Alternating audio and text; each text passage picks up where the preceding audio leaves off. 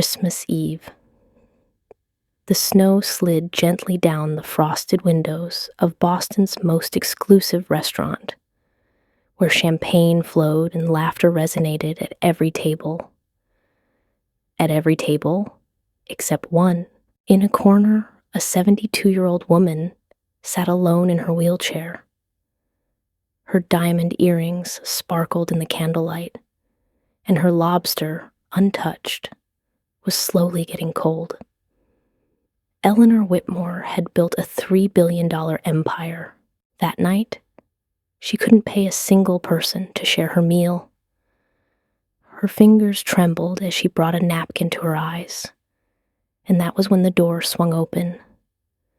Jerome Carter, a single father in a worn coat, walked in. He was shaking the snow off his shoulders while holding the hand of his 6-year-old daughter, Penny, who wore a red Christmas dress 2 sizes too big. The hostess approached to redirect them, but Penny had already frozen halfway, her eyes fixed on the elderly woman, down whose cheeks tears were rolling. Before Jerome could stop her, Penny walked straight to the billionaire's table and asked softly, "Why are you crying, ma'am?" None of them knew that this single moment would change their lives forever. Charles's restaurant had been Eleanor Whitmore's Christmas tradition for 43 years, ever since her husband Robert was alive.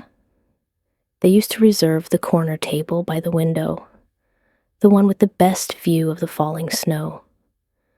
They would order lobster thermidor, share a bottle of 1978 Chateau Margaux, and watch the families around them celebrate, holding hands under the white linen tablecloth. Robert always said that Christmas wasn't about the gifts under the tree, but about the warmth you could see in someone's eyes when they looked at you. Eleanor never understood what he meant until he was no longer there. The accident happened on a Tuesday, an ordinary Tuesday that became the turning point of her entire existence. A delivery truck ran a red light on Commonwealth Avenue, and in the span of 3 seconds, Eleanor lost her 39-year-old husband and the use of her legs. The doctor said she was lucky to be alive, but bedridden in the hospital with half her body refusing to answer her commands. Eleanor wondered what kind of luck they were talking about. Physical therapy lasted 18 months. Learning to navigate the world from a wheelchair took longer. But the hardest part was returning to an empty penthouse, where Robert's reading glasses were still on the nightstand, waiting for him to come home. That night, the restaurant buzzed with celebration. To her left, a young couple was feeding each other bites of chocolate mousse, their wedding rings gleaming in the candlelight. To her right, 3 generations of a family clinked glasses and burst into laughter at a joke Eleanor's couldn't hear. Behind her, a father was lifting his daughter onto his shoulders so she could touch the crystal chandelier, her giggles rising above the soft piano music. Wherever she looked, Eleanor saw a connection. Wherever she looked, she saw what she had lost. Her son James hadn't spoken to her in 11 years. The last conversation they had was in this very restaurant, at this very table. When she informed him she wouldn't be attending his wedding because she had a merger to finalize in Tokyo, he called her heartless. She called him ungrateful for everything she had sacrificed to build the empire that would one day be his inheritance. The words thrown that night left wounds that neither knew how to heal. James moved to Seattle with his wife, and Eleanor knew, through mutual acquaintances, that she had 2 grandchildren she had never met, 2 little human beings who shared her blood, but not her life. The lobster on her plate had gone cold. The champagne had lost its bubbles. Eleanor lifted her napkin and pressed it against her eyes. no longer caring if anyone saw her. She was 72 years old, had $3 billion in assets, 17 properties on 4 continents, and a foundation bearing her name. But on Christmas Eve, she couldn't find a single person to share a meal with. The money, the power, the empire she had spent her entire life building. None of that could fill the chair across from her. None of that could bring back the warmth of Robert's hand in hers. None of that could undo the words she had said to her son in this very room. The door swung open, and a gust of cold air swept through the restaurant. Eleanor looked up, her vision blurred, and saw a man standing in the entrance, snow clinging to the shoulders of his worn wool coat. He was tall, with broad shoulders that denoted physical labor, and his face was flushed from the cold. But what caught Eleanor's attention wasn't the man himself. It was the small hand he held in his, belonging to a girl in a red Christmas dress that was 2 sizes too big for her. The girl's light brown hair was pulled back in a simple ponytail, adorned with a small red ribbon. Her eyes were wide as she observed the crystal chandeliers, the white tablecloths, and the elegantly dressed diners who, it seemed, were turning to look at them. The hostess approached them with a smile that didn't reach her eyes. Eleanor couldn't hear what was being said, but she could read the body language. The subtle assessment of the worn coat and the oversized dress, the apologetic gestures, the suggestion that perhaps they would be more comfortable elsewhere. The man's shoulders tensed. He reached into his pocket and pulled out what looked like a reservation slip. He showed it to the hostess with quiet dignity. Eleanor watched as confusion appeared on the hostess's face as she consulted her book, and as her smile became marginally more genuine. But before the man could be led to his table, the girl had let go of his grip. Penny Carter had a gift that her father didn't fully understand, but which he had learned to trust. She could see things adults missed, things hidden beneath the surface of smiles, small talk, and social conventions. Her mother used to call it her superpower, the ability to look at someone and know exactly what they needed, even when they didn't know it themselves. When Penny's mother was dying in the hospital, she made Penny promise she would use her gift to spread kindness wherever she went. "The world has enough people who look away," her mother had whispered. "Be someone who looks closer." So when Penny walked into the luxurious restaurant, with all its glitter and ostentation, her eyes didn't stop at the crystal chandeliers or the Christmas tree decorated with what looked like real diamonds. Instead, her gaze swept the room until it landed on the elderly woman sitting alone in the corner. The woman was trying to hide behind her napkin, but Penny could see the tears rolling down her wrinkled cheeks. She could see the empty chair across from her. She could see the untouched food that spoke of an appetite lost to grief. Before her father could stop her, Penny walked straight through the maze of tables, dodging waiters carrying silver trays and couples absorbed in conversation. She stopped right in front of Eleanor's wheelchair and looked at her with the unfiltered frankness that only children possess. "Why are you crying, ma'am?" she asked. Her voice was soft but clear and cut through the ambient noise of the restaurant like a bell.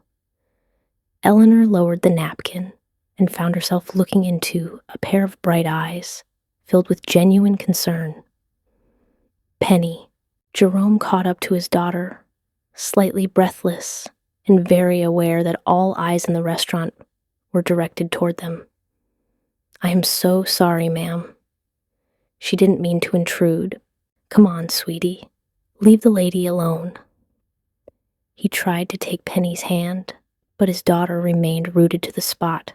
Eleanor looked at the embarrassed father, then back at the girl, who refused to look away from her tears.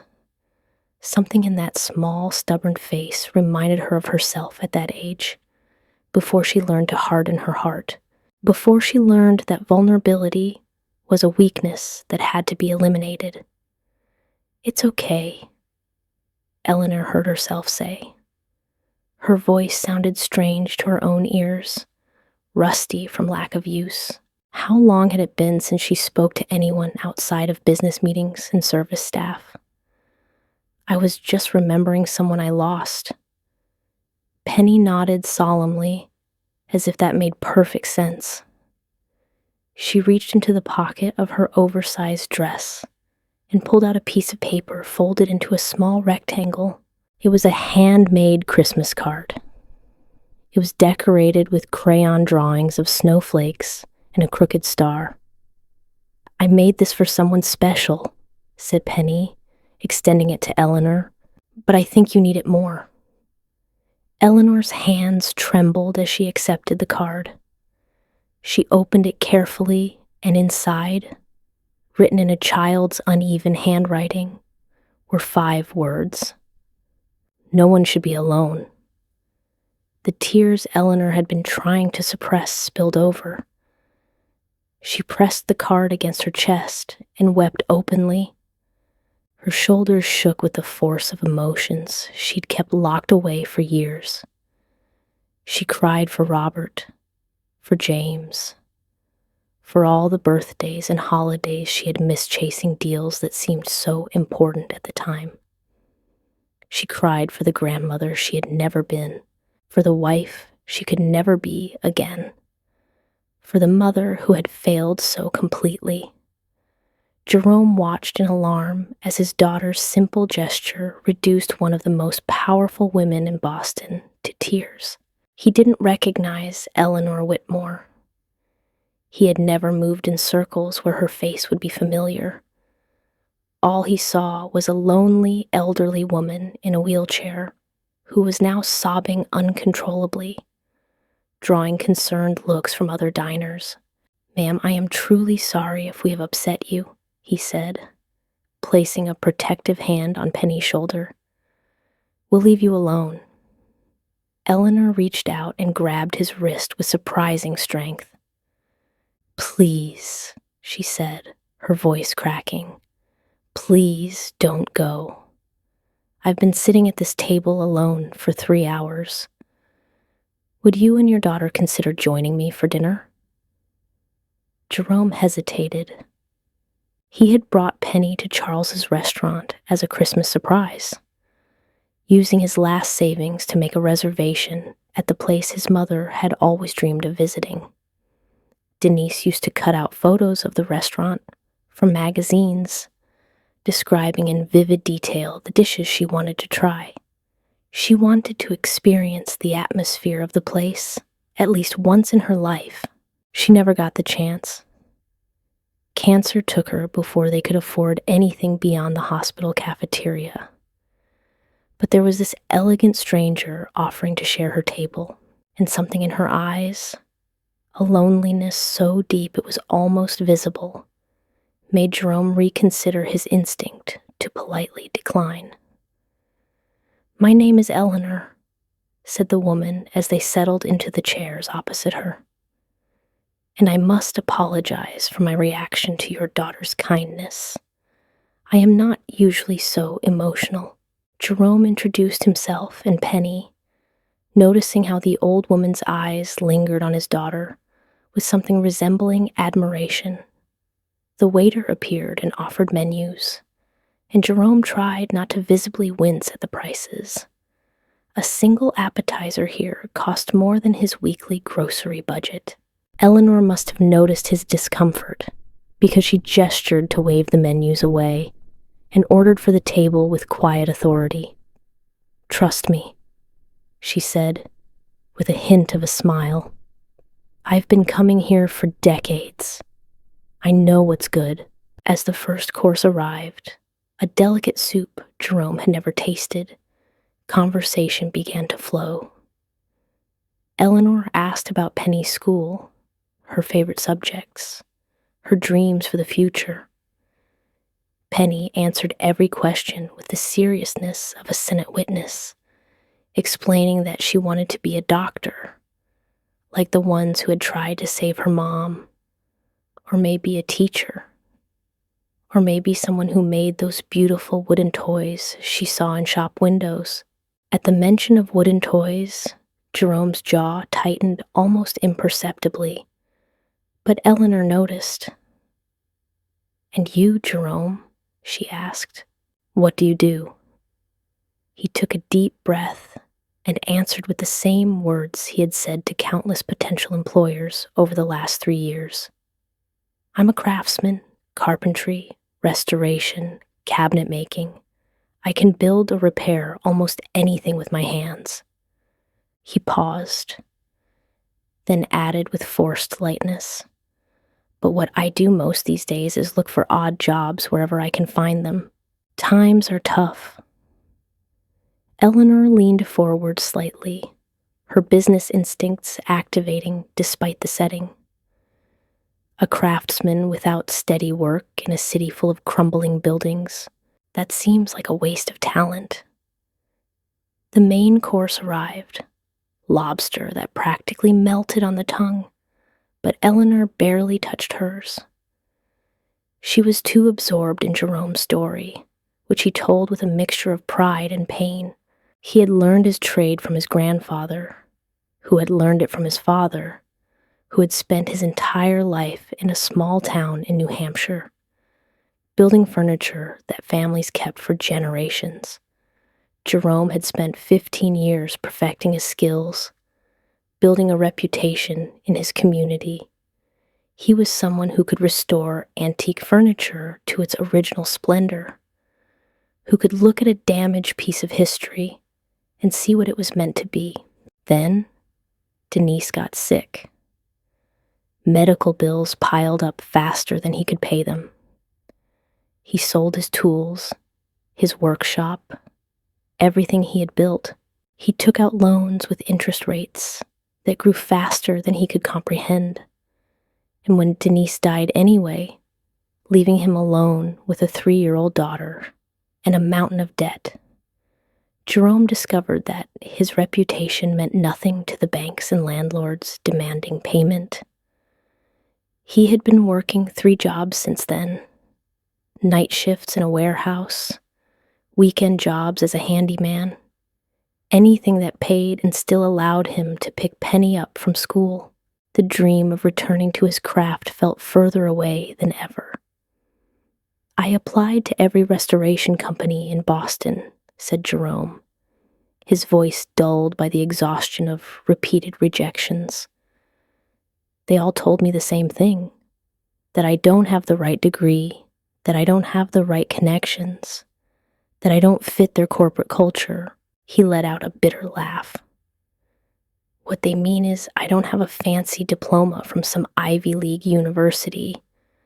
I learned my trade the old-fashioned way, with my hands, and apparently that's not enough anymore."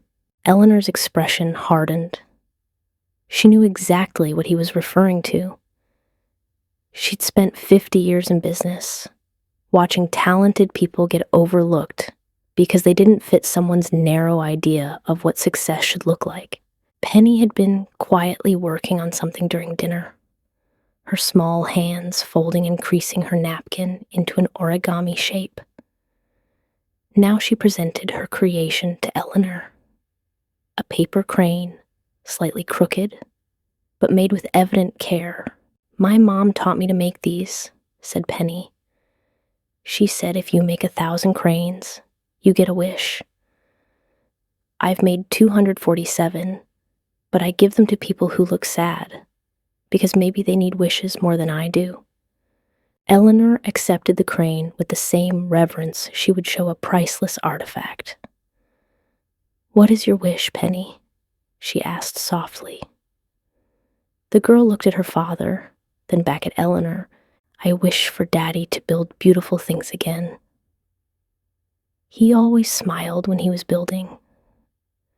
That night, after Jerome and Penny returned home with the dinner leftovers and Eleanor's private number written on a linen napkin, Eleanor sat in her penthouse, surrounded by the silence she usually tried to fill with the noise of the television. But that night, she didn't turn on the screen. Instead, she sat by the window, watching the snow fall over the city she had helped shape, holding Penny's paper crane in one hand and the handmade Christmas card in the other. Something had changed inside her during that dinner, a tectonic plate of emotion she had thought permanently frozen. The next morning, Eleanor made a phone call to Margaret Chen, her personal assistant for 23 years. "I need everything you can find on a man named Jerome Carter," she said. "Carpenter, lives in Boston, has a young daughter."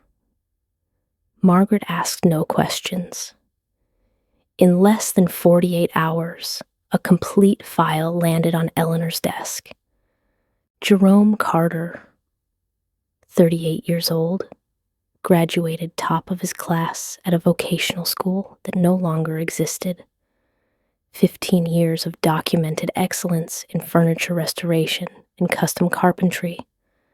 Clients who praised his attention to detail, his ability to understand exactly what a piece needed without being told. Then came the darker pages. Denise Carter, deceased at 34 from ovarian cancer. Medical bills totaling $473,000, most of which remained unpaid. Collection agencies, decimated credit scores. Eviction notice issued and barely avoided, thanks to a last-minute intervention by a local church.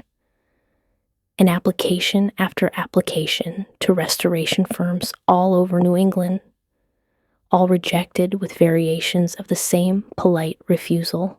One company cited lack of formal credentials. Another worried about his non-traditional training. A third simply stated they had decided to go in a different direction. But what caught Eleanor's attention most was a folder of photographs Margaret had somehow obtained. Photos of Jerome's work from before the medical bills consumed everything. There was a Victorian desk he had restored to museum quality, its inlaid wood shining like new. A set of handmade chairs that looked like they belonged in a catalog.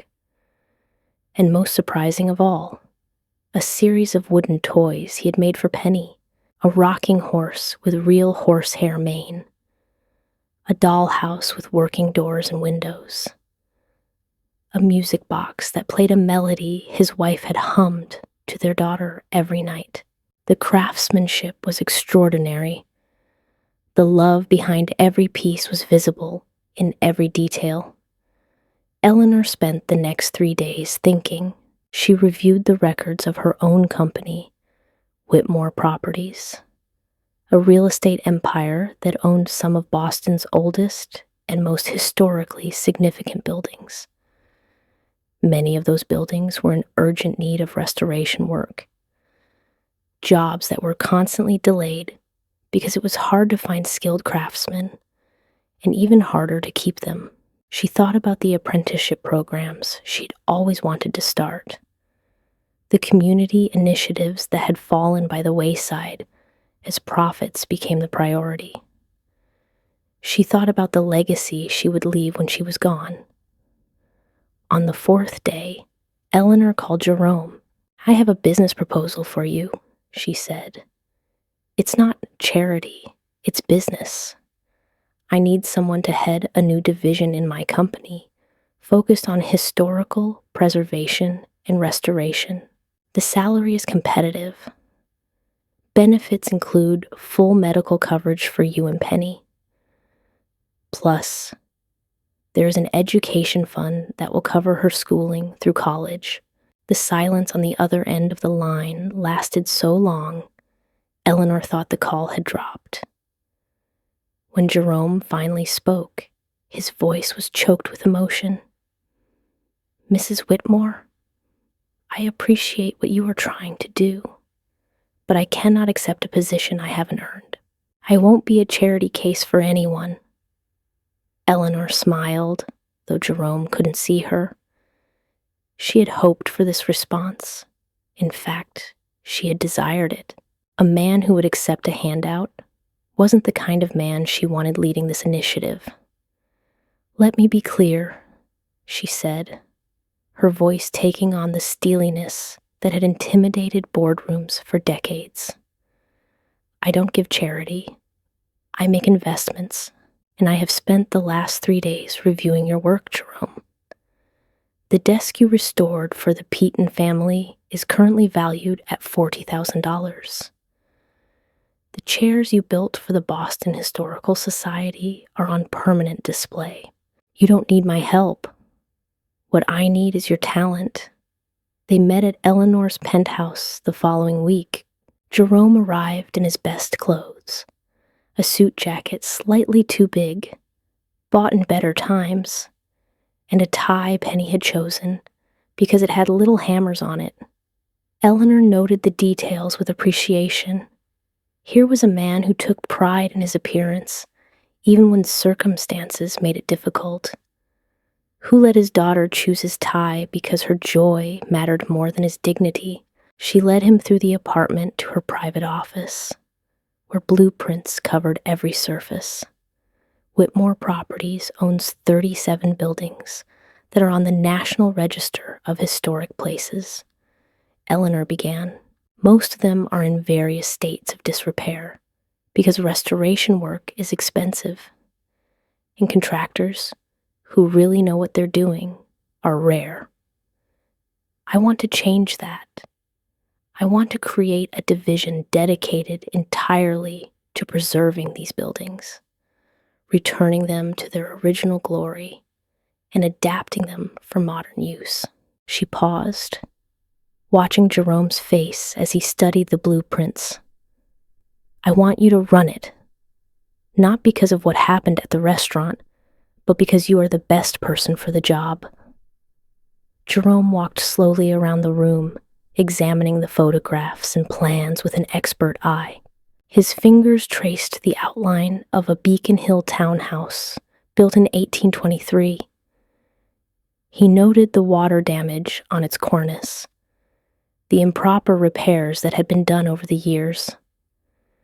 "This building," he said quietly, "whoever worked on it in the 70s had no idea what they were doing. They used the wrong type of wood for the repairs. It's going to rot from the inside out if someone doesn't fix it properly." Eleanor's eyes lit up. "That is exactly why I need you. The contractors I've hired can follow instructions, but they can't see what you just saw in 30 seconds. But Jerome hadn't finished examining. He walked over to another set of blueprints. This one showed a community center in Dorchester that had been boarded up for years. "And this one?" he asked. Eleanor's expression faltered. "That property is scheduled for demolition. The cost of restoration exceeds its market value." Jerome turned to look at her, his eyes suddenly fierce. "Market value? You mean how much money you can make from it?"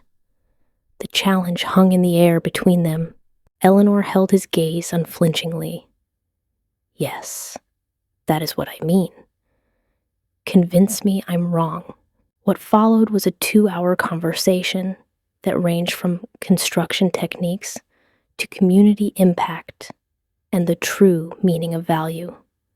Jerome argued that a building's value couldn't be measured in dollars alone, that the Dorchester Community Center had been the heart of its neighborhood for 60 years before neglect closed its doors. Eleanor pushed back, demanding numbers, projections, proof that restoration made financial sense. In the end, they reached an understanding that surprised them both. Jerome would accept the position, but only if he had the authority to pursue projects based on community need as well as profit potential. And Eleanor would provide the resources, but only if Jerome agreed to mentor young people from disadvantaged communities, passing on his skills to a new generation. "There is one more condition," said Eleanor as they shook hands. "I want you to start an apprenticeship program. Find young people who remind you of yourself at that age. Talented, hardworking, ignored. Offer them the opportunity no one gave you." Jerome's grip on her hand tightened. For a moment, he couldn't speak. The dream he had buried 3 years ago, the dream not just of practicing his craft, but of passing it on, suddenly seemed possible again. "Mrs. Whitmore," he said, "you have a deal." The announcement of the new Historic Preservation Division caused a stir at Whitmore Properties.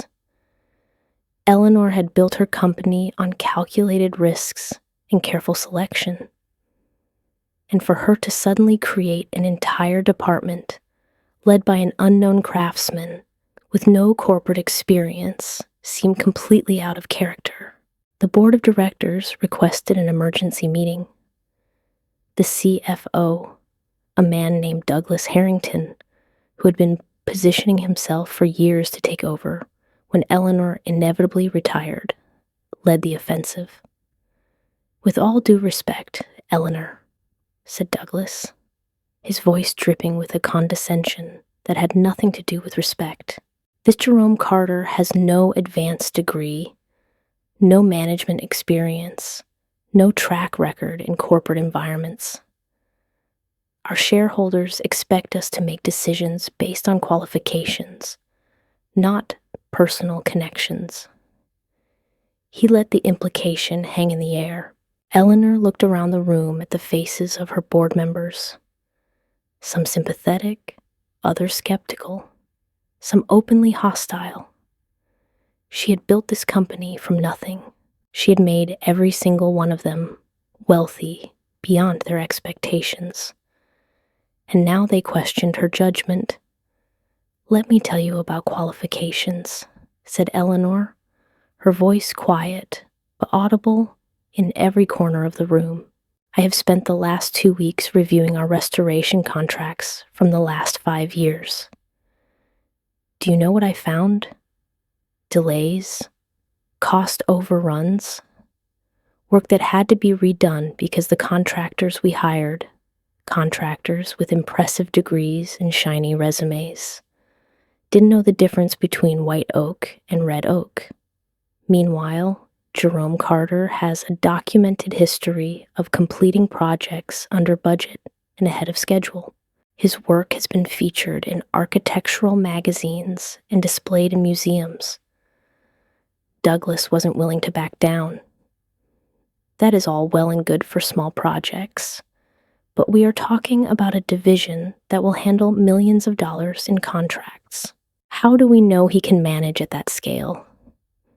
Eleanor smiled, but there was no warmth in her smile. "The same way we knew you could manage when I promoted you from junior accountant 20 years ago, Douglas. I made a decision based on potential. I was right about you, and I am right about Jerome Carter." She turned to address the whole board. "Anyone who wants to bet against my judgment is welcome to submit their resignation. Otherwise, this discussion is closed." Jerome's first day at Whitmore Properties was an exercise in endurance. The office whispered as he walked down the halls. Assistants avoided eye contact. Middle managers found excuses to be elsewhere when he entered a room. Douglas Harrington made sure to schedule meetings that clashed with Jerome's orientation sessions, forcing him to miss crucial presentations. At lunch, Jerome sat alone in the cafeteria, eating a sandwich he had made at home, while tables of employees looked discreetly anywhere but at him. But Jerome had faced worse. He had buried his wife while creditors called his phone. He had explained to his daughter why Christmas would be small that year, and the next, and the next. He had swallowed his pride in job interviews, where men half his age looked at his calloused hands and his lack of degrees and decided he wasn't worth their time. So he ate his sandwich, reviewed his project files, and started making a list of the buildings that most needed his attention. He would let his work speak for itself. It always had before. The first project Jerome selected wasn't the easy option. The Beacon Hill townhouse would have been a safer start. Prestigious location, clear historic value, relatively straightforward restoration needs. Instead, Jerome chose the Dorchester Community Center Eleanor had marked for demolition. He spent 3 weeks on site documenting every crack in the foundation, every water stain on the ceiling, every inch of the building others had dismissed as unsalvageable. Then he presented his findings to the board in a meeting Douglas Harrington had tried to cancel twice. This building was built in 1922. Jerome began, his voice steady, despite the skeptical faces around the table. It served as a community gathering place for 60 years. Weddings were celebrated here. Children learned to read in these rooms. When the neighborhood went through hard times, this was the place people came for help and hope. He clicked to the next slide, showing the current state of decay. What you see here isn't just structural damage. It is the result of deliberate neglect. Previous owners allowed this building to deteriorate because they wanted an excuse to tear it down and sell the land to developers. Douglas interrupted with a theatrical sigh. "This is all very touching, Mr. Carter. But numbers don't lie. Restoration would cost $2.3 million. The current value of the property is $800,000. That is a net loss of $1.5 million. Jerome didn't flinch. "Mr. Harrington, I appreciate your concern for the bottom line, but let me show you what the numbers actually say." He clicked to a new slide, revealing a detailed cost breakdown that made several board members lean forward in their seats.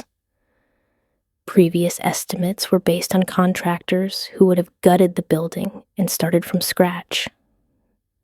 I propose a different approach, a targeted restoration preserving original materials wherever possible, combined with modern infrastructure hidden within the existing structure. My estimate for this approach is $950,000, and I can have it done in 8 months instead of 18. The room went silent. Eleanor watched as Douglas sputtered for a response. "Those numbers are optimistic," he finally managed to say. "I'll believe them when I see them." Jerome looked him in the eye. Then, watch. Over the next 8 months, Jerome proved every skeptic wrong. He worked alongside his team instead of directing from an office, his hands just as dirty as anyone else's. He found local suppliers who could provide materials at a fraction of the cost national suppliers charged. He recruited 4 apprentices from the neighborhood, young people who had been told their whole lives they would never amount to anything, and taught them skills that would serve them for decades. When unforeseen problems arose, as they always did in restoration jobs, Jerome found creative solutions that stayed within budget. The community center reopened on a warm September afternoon, 6 weeks ahead of schedule and $200,000 under budget. The neighborhood turned out in droves, elderly residents who remembered dancing in those halls 50 years ago, young families who had heard stories from their grandparents, children running through the restored rooms with uncontained joy. Local news covered the event. The mayor gave a speech, and Jerome stood quietly in a corner, watching Penny run her small hands along the wooden handrail he had carved himself. A handrail with the same pattern his grandfather had taught him decades ago. But Jerome's greatest innovation came after the ribbon-cutting ceremony. He announced that the Restoration Division would launch a formal apprenticeship program, offering paid positions to young people from communities that had been ignored by traditional trade schools. They were young people overlooked by corporate hiring practices. "I was lucky to learn from my grandfather," said Jerome during his brief speech. "Not everyone has that advantage, but talent exists everywhere, and it's time we stop pretending otherwise." The first cohort of 12 apprentices would start the following month, learning not just carpentry and restoration, but also project management and business skills. Eleanor watched Jerome's success from a distance at first, receiving weekly reports that made her prouder with each passing month. But as the seasons changed, so did her health. Doctors used words like progressive, degenerative, and to make her feel comfortable, words Eleanor understood all too well. Her body was failing in ways no amount of money could fix. She spent more and more time in her wheelchair than in her bed, watching the snow fall out her window and thinking about all the time she'd wasted chasing things that didn't matter. Douglas Harrington saw an opportunity in Eleanor's decline, started making discreet insinuations to board members, suggesting the company needed stronger leadership during this uncertain time. He questioned the long-term viability of the Restoration Division. He implied that Eleanor's judgment had been compromised by illness and emotion, and recommended in meetings Eleanor was too weak to attend, that Jerome Carter's position be reevaluated once current projects were finished. Jerome learned of these machinations from Margaret Chen, Eleanor's assistant, who had developed a protective loyalty toward her boss and the man Eleanor had championed. "They are planning to shut down the apprenticeship program," Margaret told Jerome during a quiet hallway conversation. "Douglas says it isn't profitable." Jerome's jaw tightened. The apprenticeship program had already trained 23 young people. Many of them had secured full-time positions within the company or started their own businesses. Calling it unprofitable was like calling oxygen unnecessary. That night, Jerome did something he had never done before. He visited Eleanor in her penthouse, taking Penny with him. They found her sitting by the window in her wheelchair, thinner than he remembered, but with the same sharp eyes that missed nothing.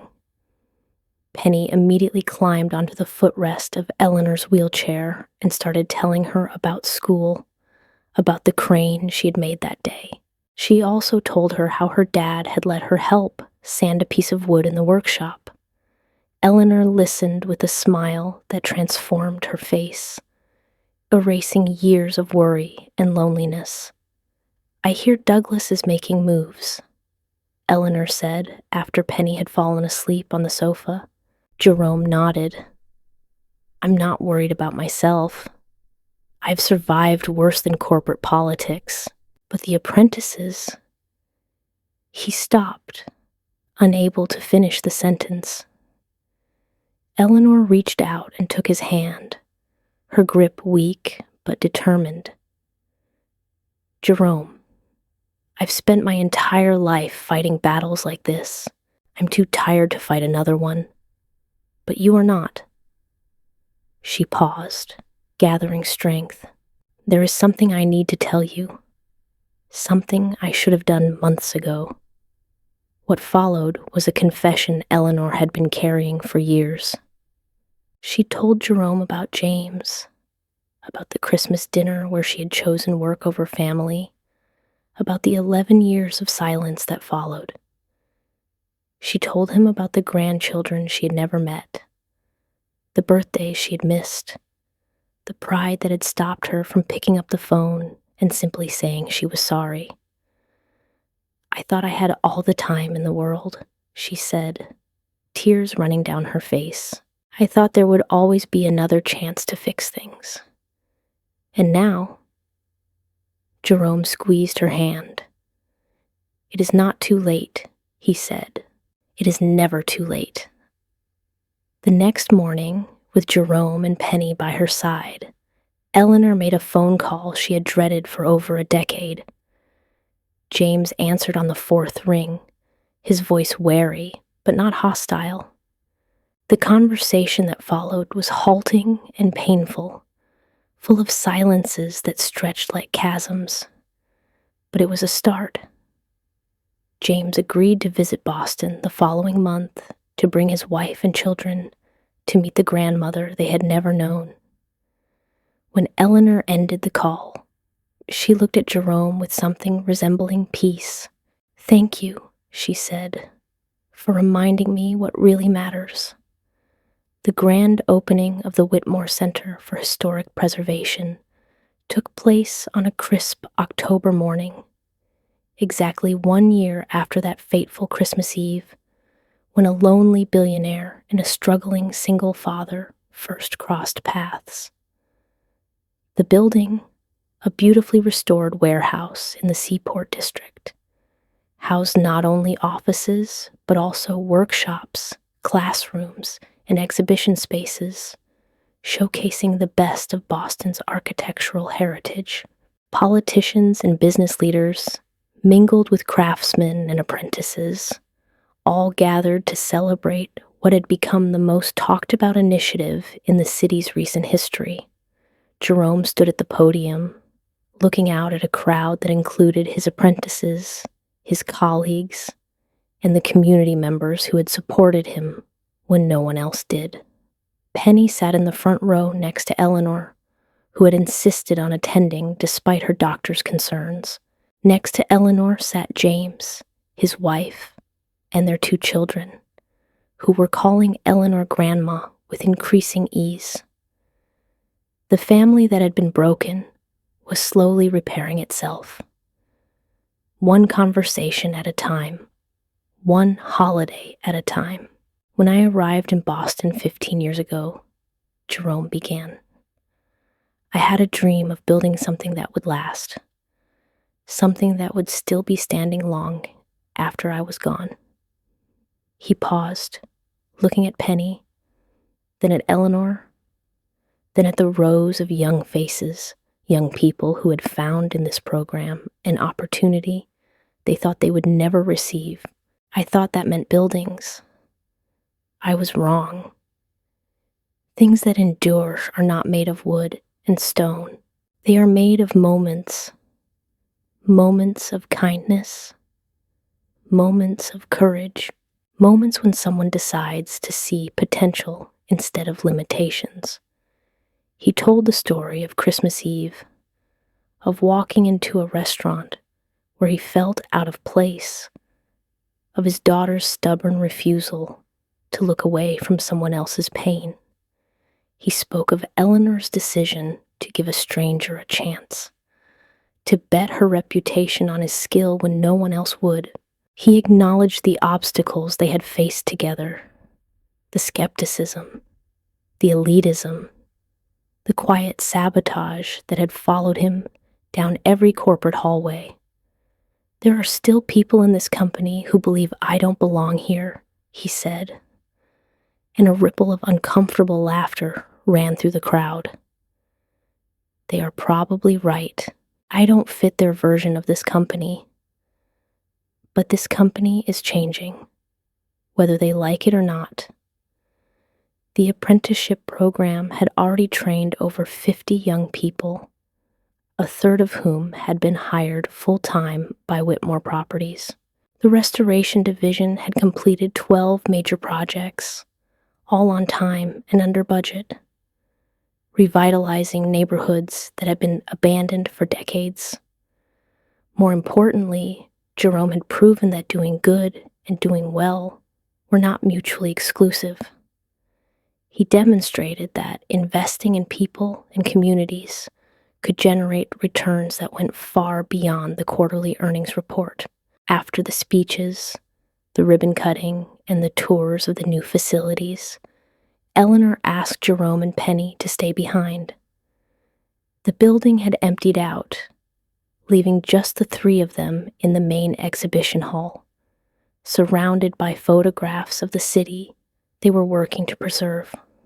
Eleanor reached into her purse and pulled out a document Jerome recognized immediately. The papers for the Dorchester Community Center. "I am transferring ownership of this building to the community," said Eleanor. "It belongs to them.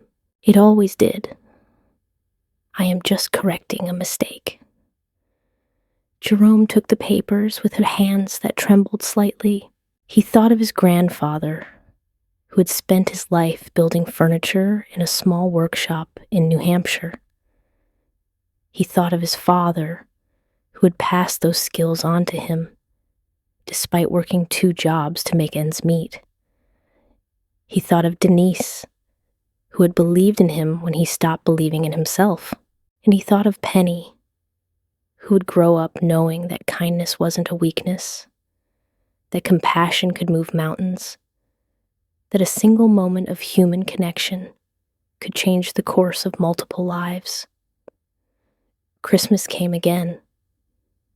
But this year, the scene in Eleanor's penthouse looked nothing like the lonely dinners of years past. The apartment was full of noise and laughter, and the chaos of children running between rooms. James and his family had flown in from Seattle. Jerome and Penny had become regular presences at Eleanor's table, their presence now as natural as breathing. The program apprentices had been invited to Christmas Eve dinner, transforming the once quiet penthouse into a celebration that spilled from one room to another. Eleanor sat in her wheelchair by the window, watching the snow fall over the city she had helped shape. Her health had stabilized, doctors cautiously optimistic about the months ahead. But even if tomorrow brought bad news, Eleanor knew she would face it differently. She would face it differently than she had faced anything in her previous 72 years. She was no longer alone. She had a family, not just the one she was born with, but the one she had chosen, and the one that had chosen her. Penny appeared beside her, holding another paper crane. By then, she'd made thousands of them, given to strangers and friends alike, each carrying the same message of hope she had offered a weeping old woman a year ago. "This one is for you, Grandma Eleanor," said Penny, placing the crane in Eleanor's lap. "Daddy says you are the reason everything good happened to us." Eleanor pulled the girl close, inhaling the scent of her shampoo, feeling the small heart beating against hers. "No, sweetie," she whispered. "You are the reason everything good happened to me." Outside, the snow kept falling over Boston, covering the streets and the buildings in the Dorchester Community Center, which had become a symbol of what was possible when people chose connection over isolation. Inside, Jerome raised a glass to toast the season. He was surrounded by faces that had become as familiar to him as his own reflection. The road ahead wouldn't be easy. There would be more obstacles, more skeptics, more moments when giving up would seem like the rational choice. But none of them would face those challenges alone. And in the corner of the room, on a small table Jerome had built with his own hands, was a handmade Christmas card, decorated with crayons, snowflakes, and a crooked star. 5 words written in a child's uneven handwriting had started it all. No one should be alone. Those words had returned a billionaire to her family. They had given a struggling father a second chance. They had reminded everyone who read them that the true measure of a life wasn't what was accumulated, but what was given. As the clock struck midnight and Christmas Day began, Eleanor looked at the people who had become her family. And for the first time in years, she didn't feel the need to wipe away her tears. They were tears of joy. They were tears of gratitude. They were tears of a woman who had finally learned what her husband had been trying to tell her all those years ago, that Christmas wasn't about the gifts under the tree, but about the warmth you could see in someone's eyes when they looked at you. And that night, wherever Eleanor looked, she saw warmth.